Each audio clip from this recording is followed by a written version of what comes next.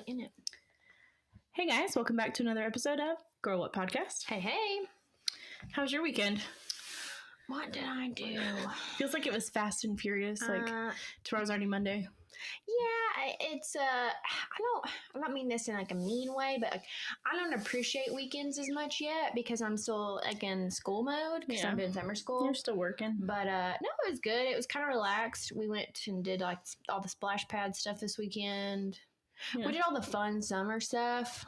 Yeah. But like a tease of summer. Yeah, I just don't feel like summer yet. Like I said, I keep telling myself like I'm gonna go to Splash Kingdom when I get off. Yeah. Hang out with Alyssa and the boys, but then I get home and I'm like, oh. That's okay. We won't be here much this week anyway. So yeah, where are y'all going? We're going to Oklahoma tomorrow for football camp. Oh yes, that's right. I'm so upset. Tristana was telling me about that, and I'm very sad that I can't attend because I was gonna put Ada in a little OU cheerleader outfit and just let her run around. Yeah. Yeah, we packed all our OU outfits. We're ready to go. That's what's up. Duty calls, you know. Yeah. Well, having finished the Natalia Grace. Okay, so to me, the last 2 episodes of the ID docuseries were not that. Because I watched the last earth-shattering. Yeah, I feel like I pretty much got the gist of it from what you had already kind of told me. Right. So did you go back and watch the first few episodes? I didn't, but because it's like, I did read about it, but I feel like from what you said and like some of the stuff I'd heard prior, I was like, yeah, you know, like there's still not a definite answer and I don't think we'll ever get one. That was that quote that I started with. Like, I don't think we'll ever know exactly what happened in that house. No. But I mean, the last 2 episodes really just talked about how he was dismissed from his trial. And then after they recorded that, she was dismissed. So I think it's over. It's kind of, you know, that's it. Because again, the judge can't overrule what the previous judge said about the age. They won't. 22, right? Yep. So it's like you can't. That to me was sneaky as all get out. It seemed very intentional. You know, she's 22, and technically 21's the cutoff. Very interesting. Very intriguing. This is just me, and I'm not involved in the legal system, and I don't ever want to be. No. As a judge, I feel like. And maybe he did, and maybe that's why she made that call. You'd have to have some pretty compelling evidence because that one ruling changed that little girl person's life. Forever. You know, by that 1 or 2 year. And that's what she says. She's like, I'm biologically 19, legally 34 or whatever. That's a big 19 of 34? They just skipped her whole 20s. Well, God. Those are prime years. Formative years. I don't know. You want to hear something interesting I learned today? I know you're going to dive into your case today for Summer Scandal Series Part 2. But I learned that the majority of serial killers were born in November. Like 17 of the most prominent serial killers of all time, including Ted Bundy, Charles Manson, Kristen, I forget what her name is. I'll look it up in a second. The nurse killer, you know? I know you're born in November. I know you're looking at me. I'm like, why did you tell me? I'm normal. I'm fine. I teach second grade. I didn't say everyone born in November is a serial killer, but the majority of prominent serial killers. You wanted to make that known for the people. Like, hey. They were like, don't mess with the Scorpio. I'm just saying. Sometimes Logan and I will be talking. It's like, and I joke around all the time, like, we're those 2 kids that you can't put together in class because we'll joke around and we have so many personality similarities. We even joke around, I was like, we're Scorpios. We're Scorpios. So Scorpio thing. Childhood trauma and Scorpios. It's just our thing. Just those big T's. It's just, we're just bonding. I thought that was really interesting. I also learned that like 75% of shopping carts in stores are covered in feces. So like the handles. So those are the 2 things I learned today. What? What webpage? It was like a random TikTok. It was like facts you didn't know, mind-blowing facts, and they blew my mind. So mission accomplished. No, stop. Hold over there. Were all these on one page? Like just random, like here's a firing squad of random things, serial killers, feces. Yes. Really? Yes. In the same video? It was really in the same video. Wow. I need to see this. Anything else in the video? There was something else, but they lost me after that. It was like, then I had to go research like what serial killers were born in November, and it was like Ted Bundy. And I was like, it's legit. You heard serial killers and feces and tuned out. Yep, I was like, oh, that's enough for me. I've learned what I needed to today. That's it. That's fine. I'm good. Well, speaking of TikTok, this is where I found this lady, this case. And also, this, I don't know why. In my mind, when the little AI people are like talking about the, pretending to be somebody, I just assumed that like the AI person has physical characteristics of the actual person. It's not always true. No. I don't know why that disappointed me. I still haven't seen one of these talking. I mean, you showed me the one. I'll send it to you. I'll send you the Lydia Fairchild one. That's the girl that we're talking about today. Lydia Fairchild. She sounds very proper. I know. Lydia Fairchild.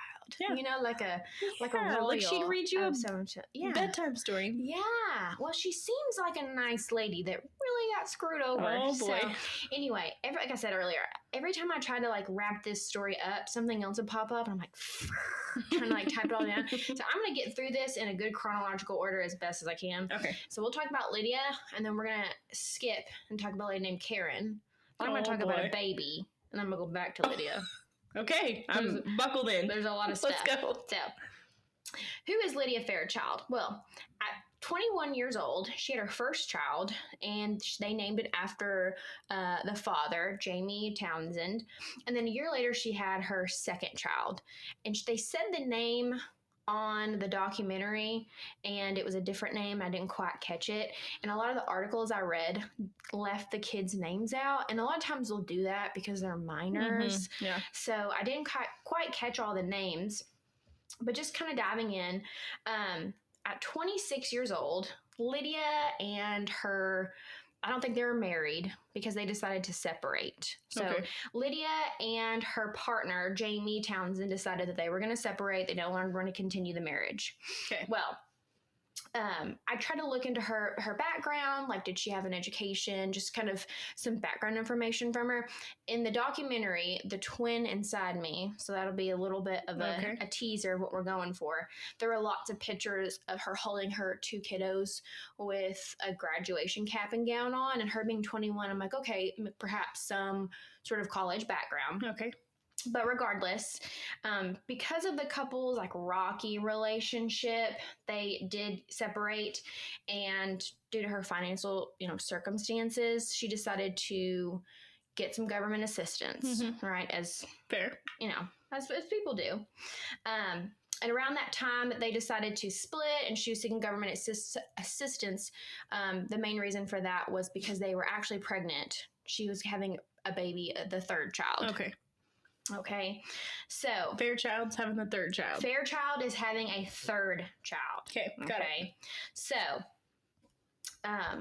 December 2002 is when she decided to go ahead and seek assistance from Washington State. Now, I've never applied for any sort of government assistance before. I don't know the state of Texas protocols for any of, single moms, whatever. But in the state of Washington, Lydia and Jamie had to take some sort of DNA test to prove that they were the parents, like the real biological parents of the children. Makes sense. You can't claim, you can't get money for kids that are not yours. Right. You would think, though, like, DNA test, to me, that seems like a lot. Like maybe you just have to present the birth certificate. Like, hey, we are who we say we are. Like just, do you have a paper trail? Can you prove it? Right. But they had to have a DNA test. Again, I don't know why I thought that was kind of weird. Yeah. Maybe not. I don't know. I'm not judging. So, they went in, they did all that stuff. And like initially Lydia was like, okay, like this is just part of the process. No big deal. Well, when they called her, they were like, hey, we need you to come into the office. And Lydia was like, okay, like you can't just kind of tell me over the phone, like what's going on. And they're like, no, you need to come into our office. And so, so at this point, Lydia's like, okay, like, well, that's weird. Red flag. If somebody told me, hey, you got to come in, because I'm even thinking like, okay, doctor's appointments, hey, you got to come in. Yeah. I'm like, okay, something's wrong. Can you just give me a hint? Because like typically, like, like they check, can you tell me information over the phone? Can you text an email, whatever? They're like, no, you need to get in here. Okay. So she gets to the office. She walks in thinking this is going to be a routine. And she goes into a room and the mood is like immediately changed.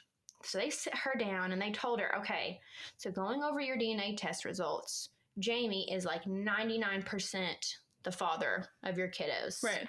However, there's no way you can be their mom. But it came out of my body. That's what I'm saying. Like, can you imagine, like, if someone looked at you and they're like, Noah and Jackson are not your kids? I'd be standing up and I'm like, you want to bet? Like, I'd be showing off my C-section scar. I'm telling you, that baby came out and landed on my chest. Do you want to see my stretch marks? What is that? What was that TikTok? What did your kids give you for Mother's Day? Yeah. No, but stretch marks on our... So, okay. I mean, Bonnie. You can I have questions, but I'm assuming they'll be answered maybe. Okay. We'll see. I'm going to do my best. Like, switched at birth, like both of them. So they're saying both kids, it's impossible. They're saying there's no way that you could be their mother, but she's also still got one growing inside her. She's got one growing inside her, but check this out. Because at first I thought that too. I'm like, okay, we're on Mylanta where they switched at birth. But the dad, they're like, oh, the dad is definitely the dad, but you are not the mother. So if the kids were switched at birth, then the dad wouldn't even show up either. You know what I mean? He tampered with it or something.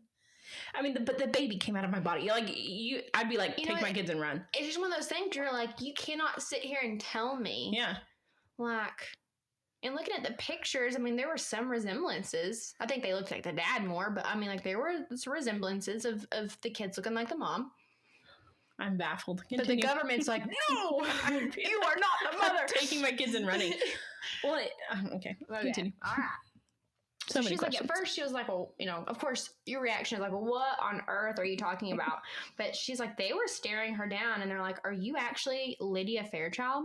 Like they were now asking like, are you who you say you are? And she was like, you know, who are you really? Where did you get these kids from? And they even asked her, did your sister have these kids and now you're trying to claim them? What? Yeah. So they were asking her all of these crazy questions. The DNA results were extremely, obviously, not normal. So if I understood this correctly in the documentary, when you're going over DNA results, obviously, like you're going to have, you know, mom's DNA, dad's DNA. There's going to be like a percentage, right? You know, there's like a percentage it falls into where it shows like, you know, if you're at least 50 or up, you know, like you're the mom or you're president, you're the parent. Okay. She was 0. So really it was like 1 billion to 1 that these kids were hers. Did they get the wrong DNA when they were testing it? Like, did the DNA get swapped? So although Lydia had fallen pregnant to like 2 of those babies, the DNA did not show a match for any of those kids. Okay.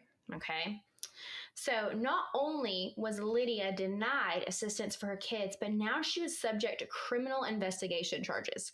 Okay. So she's going in for government assistance.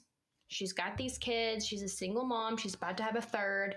Not only is she not getting that government assistance, but now she's being pursued for fraud. For the babies that she pushed out. Yeah. So she's like, well, dang, this did not go according to plan. Okay. So she called her parents. She was in panic. And of course, like her thoughts were, okay, like I'm in danger of losing my kids because they don't believe these kids are mine now. Yeah.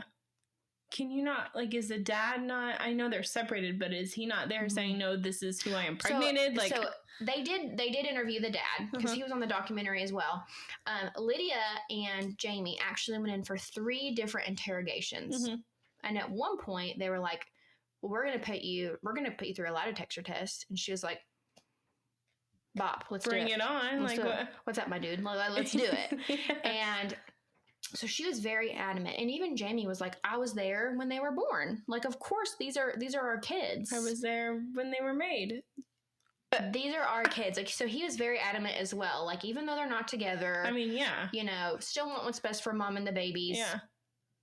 Again, prosecutors are like, there's just no way. Like, science doesn't lie, is basically what they're saying. So mom is on the documentary as well. She's calling mom crying, and she was like, you know, they don't believe I'm the mom. And the mom was like, you know, I thought Lydia was joking until she started crying. Yeah. And so this got to be a mistake. Her mom was even like, I was there when the kids were born. Like, I saw them come out. She's like, I held them, you know, Lydia was like, well, I held them in my arms. Like, they took them out of me. Like, I held them. A mom knows. Come on. A mom knows, but nobody is believing her. That's the craziest thing. How old are the kids at this point? So, in the documentary, they were very young. So she was 21 when she had her first. Okay. And all this stuff went down when she was 26. Yeah, so I mean, they're both under 5. Mm-hmm. So they're very young. So, as time goes on, again, nobody's believing her. She has a criminal court case now being brought up against her. Jamie, the partner, was even saying that they were accusing them of this huge like fraud scandal. Like Jamie had kids with somebody else and now Olivia's claiming them. And again, they were asking like, well, did you have relations with the sister and now you're trying to claim them as your own? Nobody's believing them. Again, and to play devil's advocate a little bit, if I was the one running these test results. Right. Surely they ran them again. They ran them 3 different times. Nothing. No matches. Out of 6 different tests, 0 matches. You think about it. 2 kids, 3 times. 6 tests, 0 matches. 0 matches. I am shooketh. So this leads me to bring in Karen Keegan. Karen Keegan is a 52-year-old Boston teacher, and she's got about 30 years of experience as a special needs teacher. Okay. In the documentary, it goes on to talk about her as very well known in the community, in very high regard. And so it was just kind of crazy to watch both of these women being interviewed because the emotional presence between both of them, like Lydia was very hyped up. Like she was very emotional throughout her interviews in the documentary. Mm-hmm. And Carol was very calm. I mean, kind of here's why. Carol or Karen? Karen. Okay. Thank you. So Karen was in need of a kidney transplant. And so she was kind of hoping that one of her 3 sons would be the match. However, before you get transplants and things, you have to go through DNA testing and thing like who is the best match, mm-hmm. right? Well, out of all of them, I should say 2 of them. And the article I read, it said 3 men, but it was like the 2 sons and the husband. Okay. 2 of the sons, because they can only account for 2, the DNA came back as these are not your kids. This is happening at like the same time. So that is where I was kind of looking. This actually happened before because you'll find out later. Okay. So this happens before it happens to Lydia. Yes. Okay. So Karen had the same thing happen to her. And so because there were no matches, there were the same like flurry of questions like, what do you mean I'm not a biological match? Like these are my kids. Mm-hmm. And so that was something that she was trying to deal with, but it kind of got pushed to like, it wasn't the forefront of her thoughts and things because she's fighting for her life for her kidney transplant. Yeah. So luckily the husband was a suitable match. Unfortunately, it was only like a partial successful surgery because a year later she was referenced to a new specialist. So the specialist that was studying like transfusion and medicine thought that it was a little odd that, okay, why couldn't we use your sons? Like, why are they not showing up as biologically yours? And it's a quote like, a child from any mom and dad should inherit genes from both mom and dad. At least some. Right. But in Keegan's case, it appeared that her 2 boys hadn't inherited any of her DNA. And so again, going back, so because she was such a well-known person in the community, everybody was kind of looking at her like, well, there's no real big reason for her to lie. We just don't see that in her character. Right. Her sons were adults at this point too, right? Right. So there's not going to be any criminal case because her kids are adults. Exactly. So it's like, there was definitely a different dynamic between the 2 cases, so Lydia was obviously like needing help. And then it completely backfired. Whereas Karen, she also needed help, but then her plans didn't go according to plan because she needed medical help. And so she wasn't exactly fighting any like criminal charges, right? So while Lydia was like, living in a state of like paranoia, Karen was like, okay, well, I know this is not right. So we have to find out some scientific reason as to why your tests are telling me that these boys are not mine. Yeah. Because they are. Okay. Oof. So, again, so she had 3 sons. 2 of them were tested. Okay. So finally, the third son was tested for the first time, and he was a match.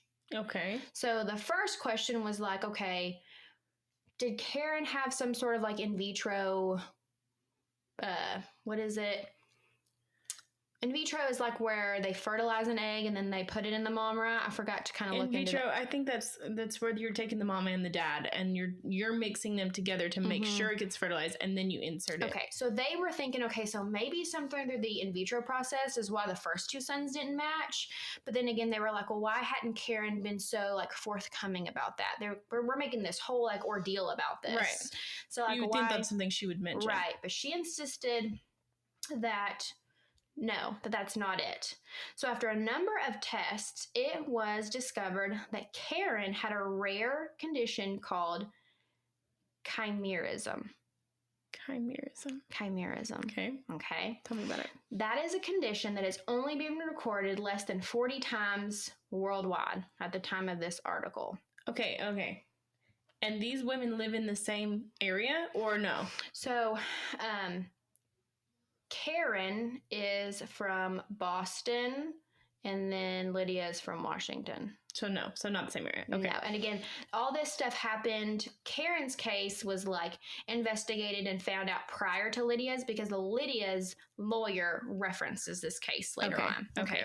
So now that we are talking about chimerism, what is it? Okay, so they refer to chimerism, somebody that has chimerism, they call them a chimera. Okay. A chimera. A chimera. It sounds like, what's that word? Exotic. Yeah, sounds very exotic. It's like I was this might sound weird because I'm not playing this down, but chimera, it almost sounds like a Mortal Kombat person, like chimera, anytime I hear Mortal Kombat now, I think of Chris Looper. You know, he named me Kung Lao.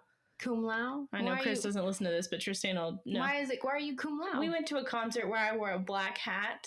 That's the ninja guy. Okay, you know. Because he gets his hat, he goes, and it's like a blade. Like it can get you. Apparently. The blade hat. Because every time he sees me, that's my name in his phone. Kung Lao. Cum Lao. I want a fun name. A Mortal Kombat name. I was like, okay. But anyway, yes, it does. It sounds exotic. Like, I'm a chimera.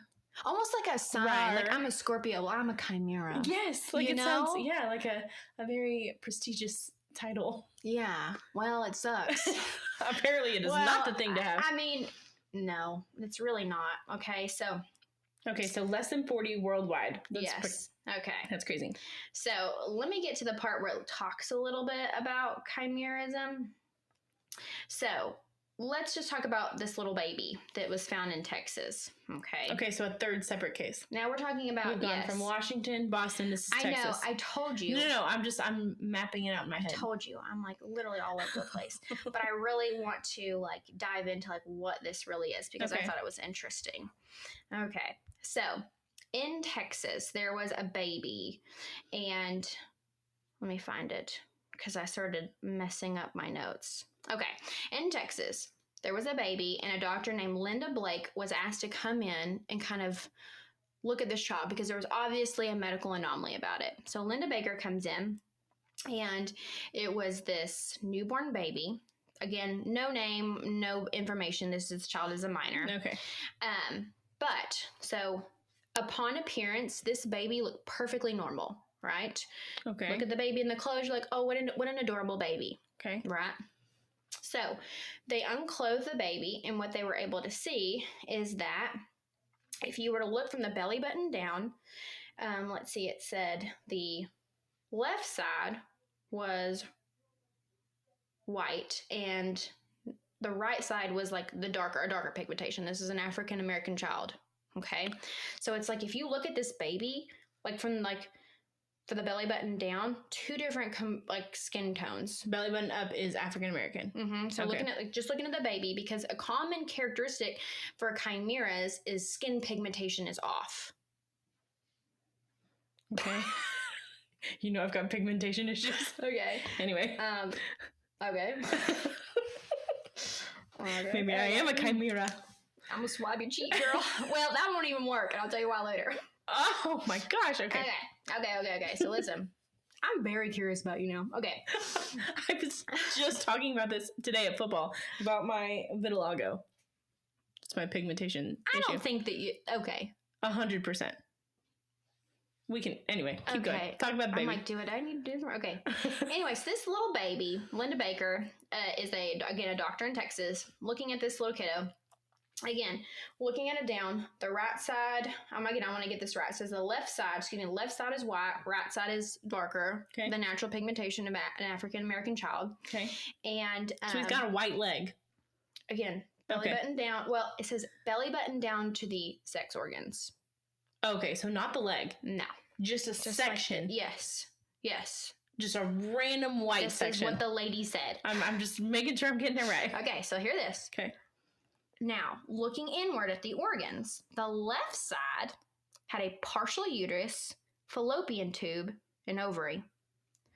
On the right side had male internal ducts and a scrotum.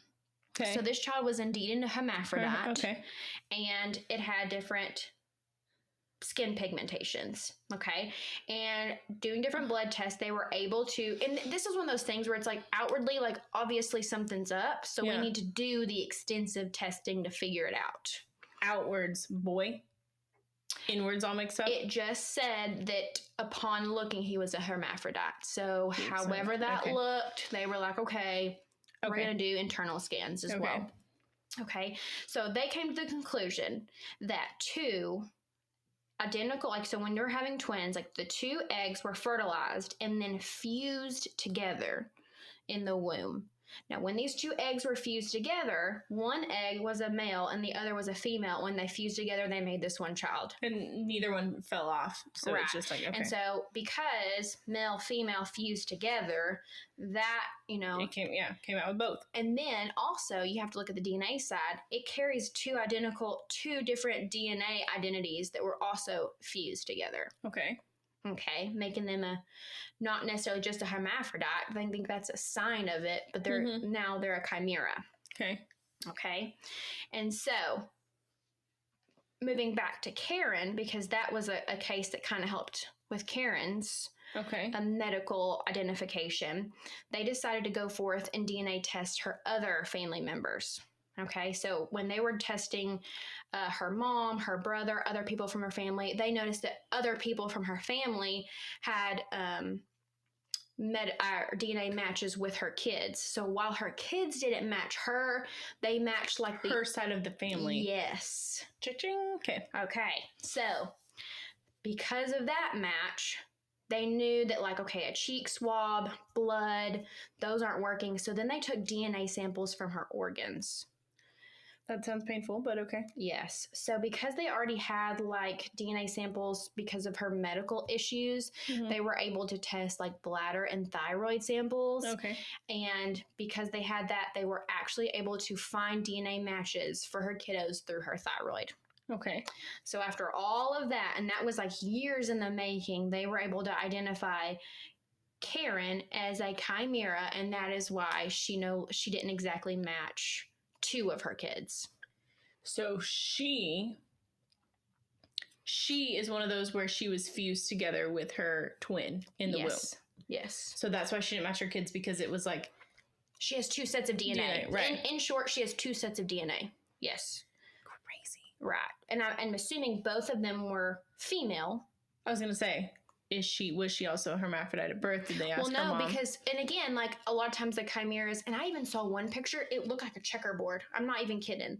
The skin pigmentation literally looked like a checkerboard on this person's chest. Checkerboard. Oh, we're going to get into Tupperware. Checkerboard. I just want all you Girl What listeners to know that Casey says stop Tupperware. Okay. Let me just take a detour real quick. Did I say it wrong? A checkerboard. You said checkerboard. You said it twice. Checkerboard. I was being funny. Checkerboard. It just made me think of Tupperware. It's a checkerboard and it's a Tupperware. Okay, first of all, let's just pause for a second. Tupperware makes complete sense. I'm going to find that video. Post it. I don't care. Because that man had a very good point. It's literally a tub that you put food in to save it for later. I understand. It's called a Tupperware. But again, the brand is Tupper. Uh-huh.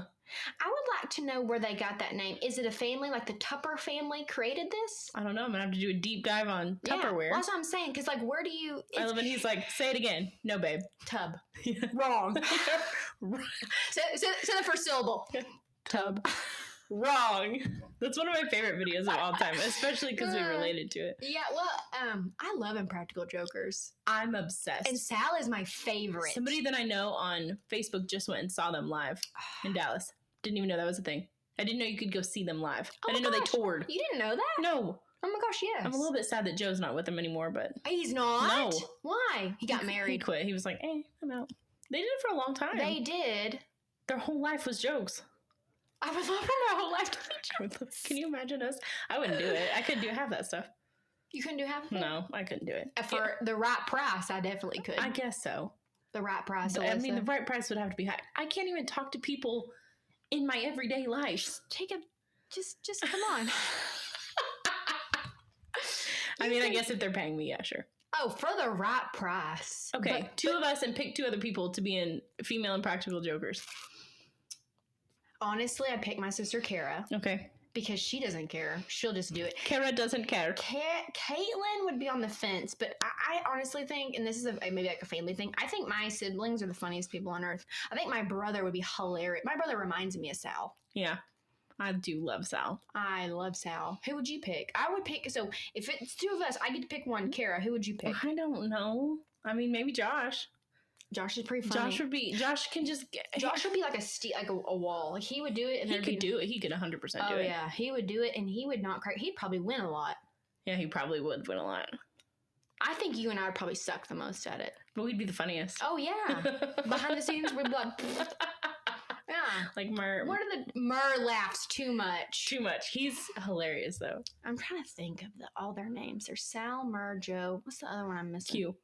Q. Quinn, I think is his name, but they call him Q. I think he's my least favorite. Sorry, Q. You're cute, Q, but... Got the shaggy hair. Yeah, I mean, there's everybody has the least favorite. It's nothing personal. I'm probably Smiley's least favorite. I'm trying to backtrack. How did we get on Impractical Jokers? I don't know. Oh, the Tupperware. The Sal from the Tupperware. I don't even know how we got on Wrong. Checkerboard. Okay, you've seen a person who was a checkerboard. Literally, their pigmentation on their chest was like... I'll show you a picture in a little bit. Yeah. Okay. They look like a checkerboard. I'd love to see it. I'll show it to you. Where am I even at on these notes? Okay, so the last thing you said was they were able to get her organs, say that her kids were hers through her thyroid. Yes. Okay. So got all that figured out. Okay. So what about sweet Lydia? Let me tell you. Miss Fairchild. Miss Fairchild. Okay. So this is where I thought was a little dirty.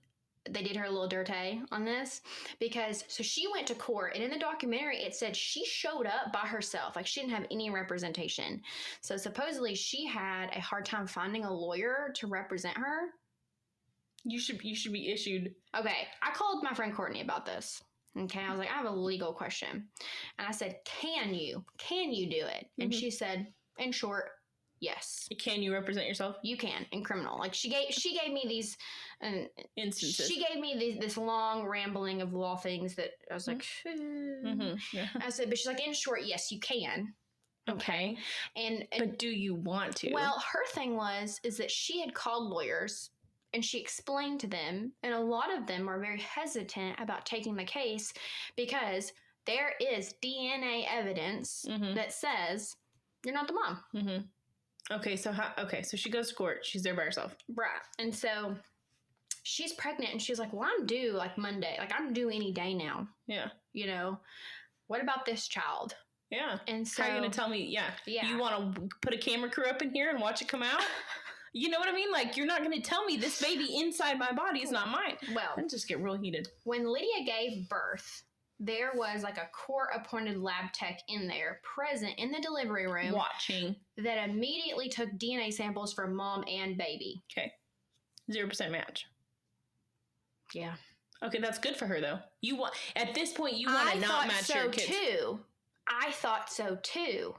Oh, no. But they were like, what's going on? Like, What do you mean? I'd be like, what do you mean? What's going on? You tell me. I thought so too. But in the documentary, it said after birth, it came back. There was no possible way that baby was mine. So they're like, what's going on? Because again, they're like, are you a surrogate? They accused her of being surrogate. They accused her of like other in vitro stuff. Like they were like, what's going on here? They thought that she was a part of this huge fraud ring again.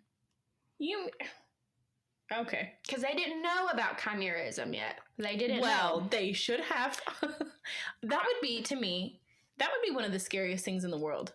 It was. For them to tell you that your kids are not yours. That you know you birthed them. But how crazy does it make you feel for them to be like, they're not yours, it's no way. That's the scariest thing as a parent ever. It was really heart-wrenching to watch the documentary because, again, like you see Karen, and no offense, Karen.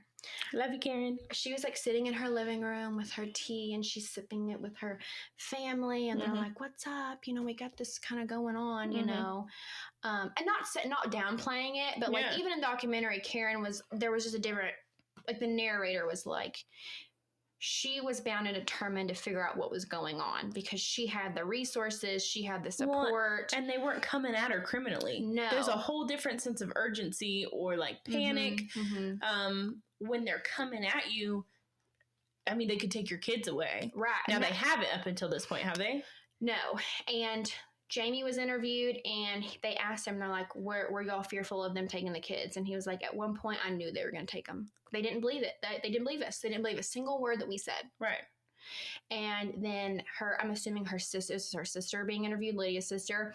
And she said that Lydia lived in like a state of paranoia because this went on for like 16 months to 2 years, this court case. Wow. And I'm sitting here thinking like, wow. Again, like think of the amount of stress that comes on the body, like emotionally and physically. She's already dealing with a divorce or a separation. That in of itself, very stressful. Some of you've never been through a traumatic divorce and it shows. She's giving birth, a newborn, as a single mom while dealing with people telling her that none of her 3 kids are hers. It's surprised that she didn't get like very sick. Oh, well, it said that her whole demeanor changed. Her sister, like, she lived in a complete state of paranoia.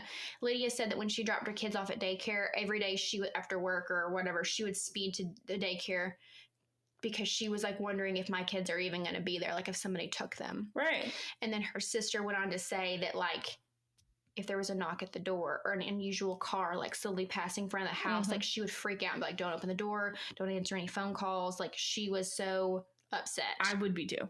That's completely understandable. Right. What you would think that they would go kind of like how Karen's case. Now, again, it's not the same because it was just like a what's going on, not a you're a fraud. But like you would think that they would start to test her side of the family. Well, let me backtrack just for a second. So they interviewed Lydia's dad. Okay. And Lydia's dad said that, of course, he got the news like, hey, like, it's very possible that the grandkids are going to get taken away. This is what's going on. Lydia's dad was also in prison for fraud at one point. Not helping dad. No. And so because not right then, but he had been in prison before. He had been in prison. I don't remember all the details of it because again, like the documentary was about Lydia. And so he was like, I had kind of felt like because I had had this reputation and I had been in prison for fraud that Lydia was being persecuted for unfairly his past mistakes. Right. And so, again, looking at family dynamics, here you go. You kind of have Lydia. I mean, if you're the people. And then you have Karen. Right. It's very different circumstances, very different family dynamic. And so, again, the cases were treated quite differently. Which is sad because... In a way, I kind of see it. Because, again... If you don't know the person, if you don't know what we know... Because again, you're just Karen was held in like high regard. Like even like the doctors were like, she was very well known in the community. Like she had been a special needs teacher forever. Like she was a very loving mom and devoted teacher. Like why would she lie? And then it's like this person looking for government assistance. I understand that, but she's still just a young mom who loves her kids. Like I completely agree. I get it from the people on the outside but at some point you have to be like, okay, they're not going to go through this whole My big thing was like, I didn't understand why like they didn't lay off a little bit whenever the third kid came out. You would think that would majorly help her. Like, you are watching me give birth. Watching that, I was like, oh, perfect. No. And the doctor was even interviewed, and it was like, you know, at birth, because if you think about when you give birth, the baby comes out, they clean him up, and they start doing like the footprints and like the identifiers and stuff. Yeah. And he goes, you know, previously that piece of technology was accredited and used in court cases, but now we have this new technology, DNA, and so like the old way of doing things are no longer as accepted. Right. Like they don't take that as like law. Right. You know what I mean? Right.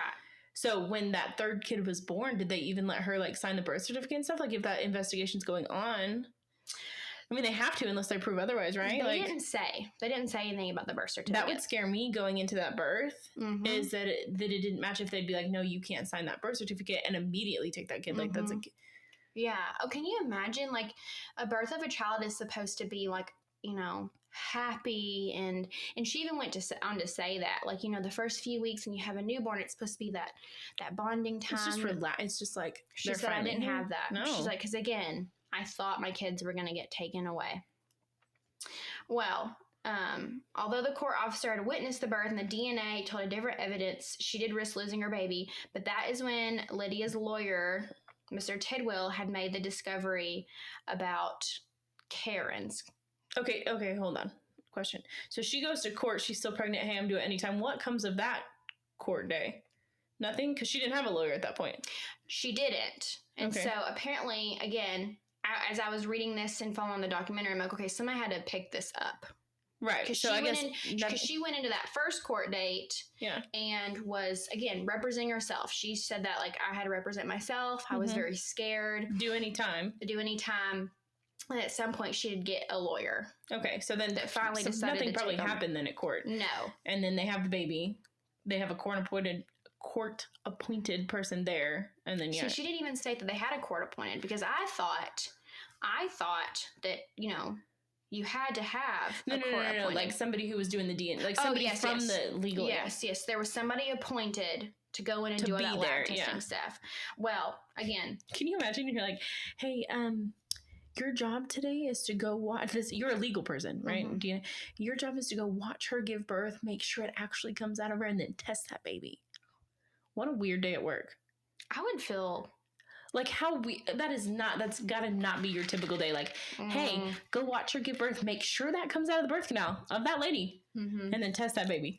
I need to go back and I really need to go back and kind of look at when this lawyer kind of came into play, because this lawyer really did kind of save the day. Yeah. Because he's the one that made the discovery about Karen's case and said, okay, we got 3 kids that are not matching up. They're very adamant that all 3 of these kids are theirs. We've got family saying it. We've got the partner saying it. We got mom saying it. Yeah. At some point, you got to be like, why aren't they breaking? Like, why are they putting themselves through, like, nobody else is coming forward and saying, no, those are my kids. You know what I mean? Like, at some point, you're like, give up.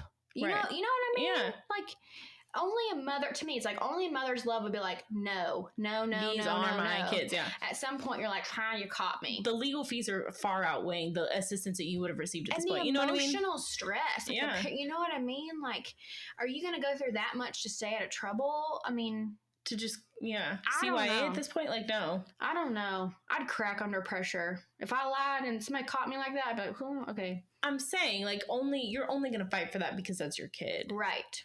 Surely. So, if you remember back in Karen's story, they did DNA tests on, like, Karen's siblings and her parents. Right. Well, they went and they did the same thing with Lydia's family and found that her mom was a match on her kids. Okay. So... that was a big indicator. That's a win. That's a win. And so, again, just like Karen's, they moved a step forward and decided to test her organs. Okay. And through her cervical tissue, they were able to find that Lydia was the mother of all 3 of her kids. Thank God. Thank you, justice system. Not as easy because in Karen's case, she already had surgery. Like, that stuff was already on tap or whatever. But as Karen's Karen's case, it took like years in the making to collect all this data and understand it. Luckily, because Lydia had that case, once they made this discovery and they started looking into chimerism, they knew what to do to prove that Lydia was a chimera. Right. Then you know the exact steps to take, like boom, boom, boom. Right. Now, one thing that Karen kind of brought up in the documentary that I thought was kind of interesting was, think about how heavily the justice system relies on DNA. Yeah.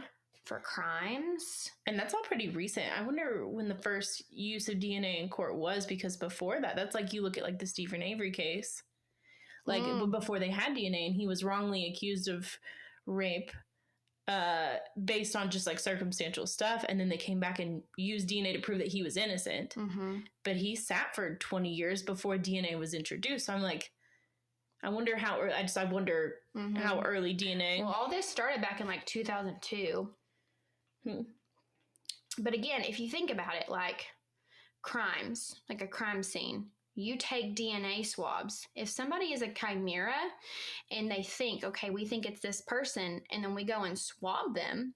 Right. And their DNA does not match the crime scene. And we're saying that that's like, and DNA doesn't lie. The DNA doesn't lie. They say that all the time. I'm like, Judge Judy stuff. The DNA doesn't lie. I also thought about Maury. You are not the father. And what if he's a chimera? That's what I'm saying. These people exist. I mean, it's very rare. Right.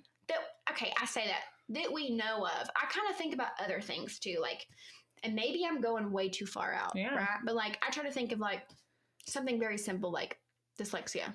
Right. Right. Like, didn't know a whole lot about. I feel like from the time I started teaching to now, we know more and more and more and more. Right. And it's like a larger population of kids are getting identified because we know so much. And getting extra help, yeah. You know, and it's not like a disability. You're either dyslexic or you're not.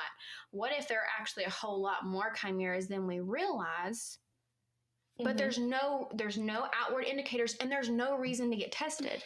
Exactly, because unless there's a big reason. Unless you have the pigmentation something, whatever, you know, visibility of the pigmentation, or you are born as a hermaphrodite, they're not gonna. Right. How would you know that you fuse together? No one.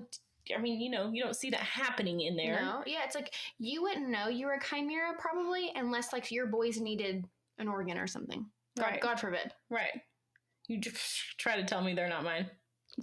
I dare you. I'm saying. But Jackson Ray Bryant looks like you, acts like you, and somebody was like, no, that's not your kid. Jackson would stand up and be like, I'm literally her. Bet. You know? Yeah. Those babies came out of my body, still attached, laid in my chest. It's mine. Never left my sight. Been attached to me ever since. Yeah. Sometimes it's just... it's mind-blowing. It just makes you think, like, again, how heavily the justice system relies on it. Which, honestly, by the way, 1986 was the first time it was used in court. 1986, it seems like not that long ago. It's actually like almost 40 years ago. But so about 40 years only that it's been around. That's a lot of time before that they, you know, they rely on it so heavily, and it's only been around for 40 years. For 40 years. And you have to think about like how basic, like how, you know. Yeah, they had basic DNA testing. You know, because it's like technology improves. So it's like. Rapidly. How accurate was it? You know what I mean? Like, I just have so many questions about that process. Yeah. You know what I mean? Because it's like, when it comes to stuff like this, there's no room for error, dude. This is somebody's life. That's somebody's kids. Like, she's lucky it only took like 2 years, Lydia, instead of like, what if they had, they could have taken her kids. Hey, you're not a match. You're not their mother. I'm just saying, it would not be right. They could have taken her kids. It could have taken 5-6 years. Can you imagine missing 5 to 6 years of Ada's life when she's 3 to 4, when she's this age right now, 5 to 6 years down the road because of a medical anomaly? And they were, I mean, like I said, Jamie, her partner, and that was like, oh, I knew they were going to get taken. They had talked about like setting up how can they take them from him? He was a match. I mean, I know there was the worry about taking from her, but legally they can't take from him. Those are his kids. And then he could let her, you know what I mean? Like, I didn't do as much research on the dad, and in the documentary, the dad, for whatever reason, I don't know, but he said, Oh, I think it was because, if I had to guess, he was a part of the fraud. Right, like he's complacent in the fraud scheme. So because he's a participant in it, they would just take the kids. That they would just take the kids. Makes sense, I guess. Because then he would have like he could have direct contact with the. I mean, yeah, if it were him, I'm sure he would have been like, yeah, you're still going to see your kids. Right. Because he doesn't sound like a jerk. At least he was on her side too. Well, like, can you imagine if you were going through like a nasty divorce and he was like, it says they're not yours. Cut out, you know what I mean? Like if he was a narcissistic jerk, for lack of a better, he could have said, oh, well, they're not yours and I'm wanting to get rid of you anyway. I'm going to take the kids and get your custody cut off. He would have to be a real big jerk though, because it's like, I know some big jerks. I would have to look at Ada's dad and be like, you were there. You were there. You know this isn't right. Who else had the baby? And she even brought, Lydia, I mean, just to go back on it, she brought in pictures. She was like, this is me with the baby. Like, she brought in picture evidence. Right. I have been raising these kids that came out of my body. Look at this timeline I've built for you. Everybody who's going to have a baby, please film it. Have somebody film it, even if it's just on an iPhone. Look at this baby coming out of her. But yeah, she brought in pictures. She brought in as much evidence as she possibly could. But again, the legal system was like, DNA doesn't lie. Science doesn't lie. It's not a perfect system. It's not a perfect system. Now, interesting for both Lydia and Karen's moms to find out that they were supposed to have twins and that they fused together. That is interesting. That would be interesting to me if it were like... I'd almost be like, if I had... Noah... I would find out when Noah's an adult that he was supposed to be a twin, but that they merged. I'd be like, oh, I don't know. It's just a very interesting thing. It is. And too, like if you had, I don't know. How early can you find out you have twins? It would be immediate. Like, because, I know, but like in the doctor's office, can you find out you have twins and then be like, oh, sorry, you don't have twins anymore? I'm sure that the fusing would have happened before you even knew. You go in at like 8 weeks. I think that's pretty much the standard. And you can see the sac.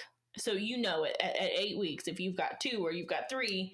That's something else I should have looked at. Like, how early do they fuse? I wonder. Well, now I really want to look into chimerism. Now I'm like fascinated. It's an interesting thing for sure. Because especially, again, with Lydia's case, like. The Twin Inside Me. Is that the documentary about Lydia? Yes, it's on YouTube. The Twin Inside Me. It was very interesting. So if you want more information. So that's not even like... Because it goes more into like the medical side of it where I'm just like trying to hang on. Right, you're just trying to, yeah. Whoa. I mean, there's a lot. And they've got different doctors on there that kind of explain it a little bit more. Again, I thought the most interesting part was the baby they had in there that had a lot of And they showed pictures of the baby? Yes. I'm really interested to see that. They had lots of... like it showed like the physical attributes of it. Right. Because again, easy to identify. That's a very quick, when it comes out and the parents are like, hey, something's different. So you're still cute, but we gotta figure out what's going on. What's up, girl? But I'm trying to process. But it's different. I'm thinking of the twins fusing than like, sometimes you've heard of like a twin, like, well, no, I mean, absorbing another, eating another, it's not really eating, but is that kind of, it's the same thing, right? But sometimes they're farther along and then they come out and they've got like extra teeth in places it's not supposed to be in. Yes, they did talk about that. Okay. Like when they fuse, but not like completely, that's when you have like the Siamese twins. Where they're like connected. Mm-hmm. And then they form completely. This one fused completely. See, okay, so maybe it did happen later. Maybe they didn't know that they were having twins and it did. I mean, it could be. Oh, now I want to know the timing. Mm-hmm. It did talk about like the Siamese twins on there. Because I guess that would be like, they almost did, but they didn't. Mm-hmm. Oh, I don't think I would want twins. It's just it feels like there's so many more risks. I think there are. Even in utero, like. I think that's a safe thing to say. Yeah, because you're not just responsible for growing one baby. Just one. You've got two. Protected. You've got two, and are they in the same sac? Are they in different sacs? So one sac is identical. 2 sacs is fraternal. I want to say it. I read something about that where it talked about like the different sacs. Because I know that for sure. Like the boy's dad and his twin are fraternal. They had separate sacs. Because he's a twin. Did you know that? No. Oh yeah. What are their names? They have rhyming names. Randall, Ray, and Daniel J. Yes, but they're fraternal. Like they look completely different. Really? So like Randall is tall, dark hair, brown eyes. His brother is shorter, bald, but lighter hair, like facial hair, and blue eyes. Like, totally different. Huh. But they're fraternal. They had 2 separate sacks. It's like having 2 separate kids. Yeah. Oh, yeah. Just, But then identicals share one sack. So I wonder if identical twins are more likely to fuse together because they're in one sack. That makes sense. That makes sense. I have so many questions now. And I'm shook. I'm sorry that my knowledge has stopped. No, you kicked it out of the park. It's like a dodgeball game. You hit it out of the park. I kicked it out of there. I gave you more questions. Some doctors watching this thing and like, wow, she really butchered that. That is not. No. You did a great job. I'm here for you, Lydia, because this was a fantastic true crime case. Okay, Lydia, Natalia, we have set the bar high first for our last 2 weeks. A chimera is an organism that originates upon the fusion of 2 or more zygotes. In contrast, almost stop. This is like a play of Whoa, this is not a 2nd grade teak. It is not. I've been watching Grey's Anatomy, but this seems above my more than Appies and Coleys. Who writes Shonda Rhimes? Shonda Rhimes. Chimerism. Please explore. Please have a chimera on the next season. Wouldn't that be cool? Oh my gosh. I have to go like research. Because this really is interesting. It's a devastating thing that she had to go through, but now at least when she goes in to write on her medical papers, like, I'm a chimera, Ooh, I gotta chill. I mean, like, you gotta say that. It is very lucky, I will say. I wonder, okay. The order in which these 3 cases happened. The baby first for Karen to go off of. No sense of urgency as much for Karen. Mm-hmm. But what if it had been Lydia first? I mean, what if they didn't have Karen's case and she never found it out? That would have been... Because again, at the time of this documentary, when they were discussing it, only 40 cases known worldwide, and I would assume that they probably had outward appearances, like a reason to suspect. Like the baby. Yeah.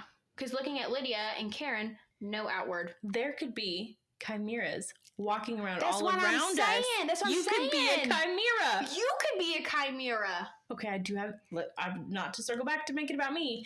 I do have some crazy pigmentation issues, but they've only surfaced within the last 2 years. I think you got other issues, bro.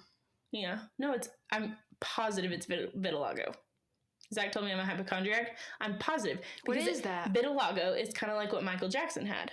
Okay. Loss of pigmentation in certain areas. So I have started losing pigmentation on my neck, which I talked to Natalie today. That's kind of personal information. Sorry, Natalie. But she said her son Talon is losing pigmentation on his neck and it gets worse. So the more you go in the sun, so these areas have tanned. My neck won't. This area right here, it will not. I guess it's because I notice it in the summer because we're always out sunbathing. But when I'm completely pasty all over, you wouldn't know because just say pasty. The whole thing is pasty. When I start tanning, it's very obvious that certain areas do not burn. They do not tan. Just self-tanner tan it? I don't know. The other night, I ended up taking a shower really quickly, and so I didn't get to see the effects of that. You didn't let it set after I rubbed you down? You and I can talk after the podcast. This is like a bestie off-camera conversation. Oh my gosh. I rubbed your back. You're going to have to re-rub my back. My face is already sunburned, so you can tell it's getting really red. But I don't think it will take. And here's why, is because there's no pigmentation. Doesn't self-tanner latch onto your pigmentation? I don't know how it works. We're leaving ourselves with more questions here. I just put it on. Just go. Slap. Because, do you see, my spots? Look right here. Yeah. There's no, it won't burn. You're like a lady leopard. It will. I was already a tiger because of my stretch marks, and now I'm a leopard because of my pigmentation issues. Come on. It doesn't do, it's not painful. It doesn't do anything to me. There's just no pigment there. And there's going to be more and more. Eventually, what causes I would vitiligo? Just be a pasty. I don't know. What causes vitiligo? I got so many tabs open. I'm over here looking like Karen Cooper. Karen Cooper, do you listen to us? Probably not. Okay, because I'm going into random accents that I'm terrible at. All you Girl What listeners, I should have you know that we are now in 4 different countries. So besides the United States, we've been heard in Canada, Colombia, and the United Kingdom. So if you're listening, thank you. We love you.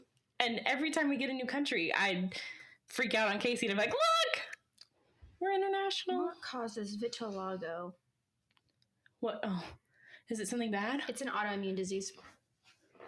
So it's my innards reflecting on my outards? The type of disease develops when your immune system attacks parts of your own body.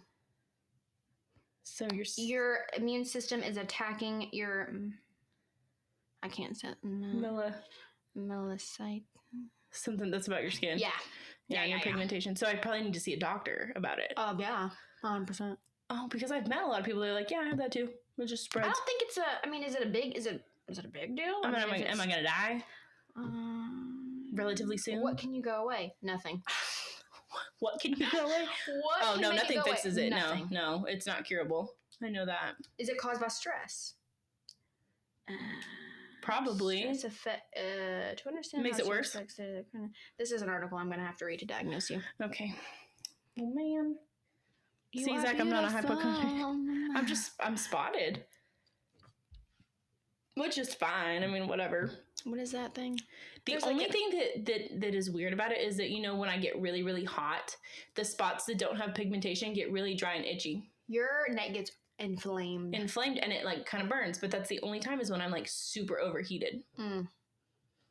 Somebody out there, if you know what's going on with me, save me some money and I don't have to go to a doctor. Send us a DM.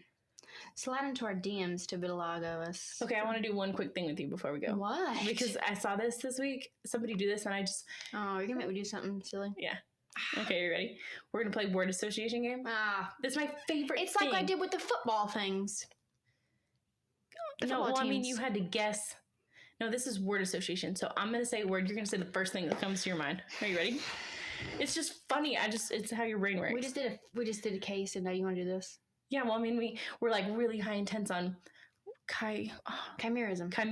So we're going to end on like a funny note because we're funny and funny is kind of our niche. Okay, so I'm going to say a word. You say the first word that comes to your mind. Do I have to come up with words for you as well or are you just going to do me? I'll just do you unless you want to. Okay, you ready? It's just random words. The first word that comes to your mind. Doesn't have to make sense. Okay, you ready? Me. Okay, sweater. Ball. Pink. Blue. Plant. Sun. Alyssa. Casey. That's the cutest thing ever. Dog. Cat. You're so quick. I played this with the boys and they were terrible at it. I'm just literally just firing off. Comfortable. Uncomfortable. Smile. Frown. Door. Ball. Pig. Cat. Pig. Cat. I'm thinking of animals. Okay. It's the ball thing that got me. I'm just like, am I in trouble with my brain? Makeup. Kit. Lips. Stick. Lipstick. Okay, let's do you. Ready? Okay. Pillow. Talk. Bonnie. May. It's my parents' Bonnie. I'm sorry. Unicorn. Rainbow. Plant. Based. Based? Plant-based. I don't know. Oh. What, so you based like a turkey? Like no. Based it? Okay. Like a plant-based to something. Toilet paper. Crap. Flip-flop. Thong. Oh, yeah, because they call them That's what my grandma still calls them thongs. They're like, oh, Bluey, don't forget your thongs. So that's a British thing? That's Australian. I don't have a kid that watches Bluey, sorry. My gosh. The boys watch Bluey at my house. Well, yeah, if there's a kid, their sister watches Bluey. If there's a kid around, but we do not sit around in our house and watch Bluey. Sometimes when Ada leaves and Bluey's still on, I'll just leave it playing. I like Bluey. That was Daniel Tiger for me when the boys were little. Oh, I love Bluey. Love me some Daniel Tiger. Well, he's okay. Ada watches sometimes, but Bluey. Okay, I get it. I would like to be chili dog healer. They call her Chili dog. Chili dog healer. It's like a Cholula. Okay. Well, thank you for watching. Thank you for tuning in if you're still listening. If we haven't lost you at this point. Vitiligo, chimerism, word association. We'll see you later. Bye.